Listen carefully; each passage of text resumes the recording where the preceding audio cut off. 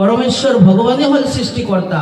এই জগতত দ্বিতীয় আর কোনো ব্যক্তি নাই, কোনো ঐশ্বরিক ভক্তি নাই, কোনো একই নাই, একমাত্র পরমেশ্বর ভগবানে সৃষ্টিকর্তা।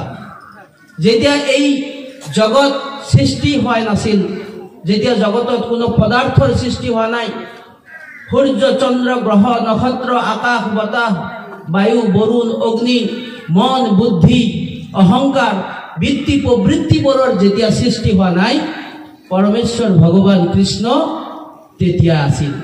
আৰু তেওঁৰ ইচ্ছা গ'ল জগতখন সৃষ্টি কৰিবৰ। আৰু তাৰে পিছত ভগৱান কৃষ্ণ কি কৰিলে, নিজৰ শৰীৰটো বিস্তাৰিত কৰিলে চতুৰ্ফালে, ওপৰৰ ফালে তলৰ ফালে সোঁফালে বাওঁফালে সকলো ফালে বিস্তাৰিত কৰিলে তেওঁৰ সৰ্বশৰীৰ। আৰু অনন্ত কোটি সূৰ্যৰ নিচিনা পোহৰ নিৰ্গত হ'ল তেওঁৰ শৰীৰেদি। আৰু তেওঁৰ শৰীৰটোক তিনিটা ভাগেৰে তেওঁ ভাগ কৰিলে। নিম্ন ভাগক কোৱা হৈছে পাতাল, মধ্য ভাগক কোৱা হৈছে মৰ্ত আৰু উচ্চ ভাগত স্বৰ্গ। আৰু সেই উচ্চ ভাগৰ পৰা একেবাৰে শেষ প্ৰান্তলৈকে এটি বিশাল ধামৰ সৃষ্টি কৰিলে। সেই লোকৰ সৃষ্টি কৰিলে। সেই ধাম হ'ল গোলক ধাম। অৰ্থাৎ ভগৱান কৃষ্ণৰ শৰীৰৰ ওপৰৰ পৰা একেবাৰে শেষ প্ৰান্তলৈকে, য'ৰ পৰা আৰু একোই পৰিলক্ষিত নহয়, সেই জাগালৈকে এটি বিশাল ধামৰ সৃষ্টি কৰিলে। সেই ধাম কোৱা হৈছে গোলক ধাম। আৰু সেই গোলক ধামত পৰমেশ্বৰ ভগৱান কৃষ্ণ নিবাস, তাত গোপ গোপীসকলে তাত বিৰাজ কৰে। তে সেই গোলক ধামৰ ঠিক নিম্ন ভাগত ভগৱান পৰমেশ্বৰ কৃষ্ণৰ সোঁফালে বিশাল এটি প্ৰায় 50 কোটি যোজন বিস্তাৰিত এটি বিশাল লোকৰ সৃষ্টি কৰিলে। সেই লোকক কোৱা হৈছে, ভগৱান কৃষ্ণৰ নাম ৰাখিলে এই লোক বৈকুণ্ঠ, এই ধাম বৈকুণ্ঠ ধাম। আকৌ সেই গোলক ধামৰ ঠিক তলৰ ফালে ভগৱান কৃষ্ণৰ বাওঁফালে 50 কোটি যোজন বিস্তাৰিত এটি বিশাল লোকৰ সৃষ্টি কৰিলে। সেই লোকৰ নাম ৰাখিলে ভগৱান শিৱলোক। এনেকৈ পৰমেশ্বৰ ভগৱান স্বৰ্গ মৰ্ত পাতাল বৈকুণ্ঠ শিৱলোক গোলক ধাম এনেকৈ এখন সুন্দৰ জগত সৃষ্টি কৰিলে।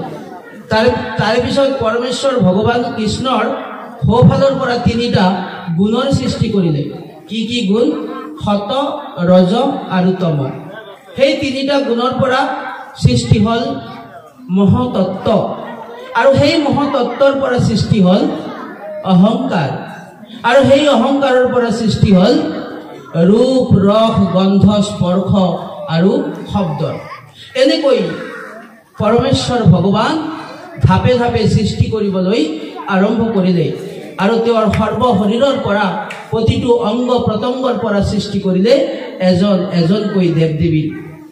ভগৱান পৰমেশ্বৰ কৃষ্ণৰ সোঁফালৰ পৰা সৃষ্টি কৰিলে নাৰায়ণক, বাওঁফালৰ পৰা সৃষ্টি কৰিলে শিৱ আৰু ৰাধা।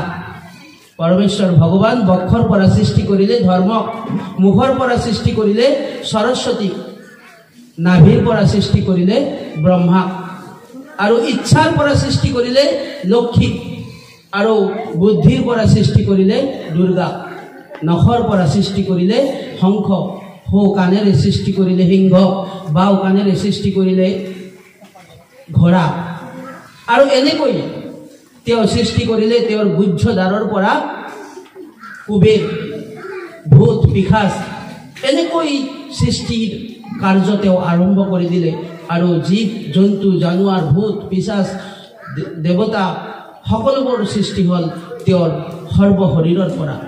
গতিকে তেওঁতকৈ আৰু কোনোবাই এই জগতৰ সৃষ্টিকৰ্তা আছেনে?